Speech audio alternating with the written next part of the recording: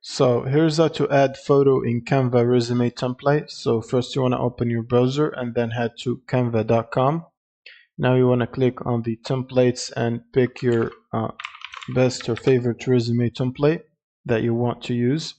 Now you will simply click on the template to open it, and for the image you want to come to the image and delete this image.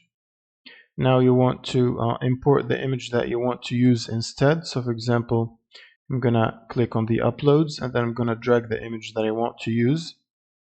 Now once the image is uploaded, you want to drag it to this box right here where the previous image was, and simply drop it there, and that should place the image in the frame, or the frame that was used for the picture before.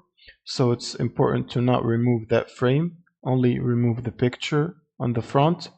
And that's pretty much it. Thank you guys for watching, and subscribe.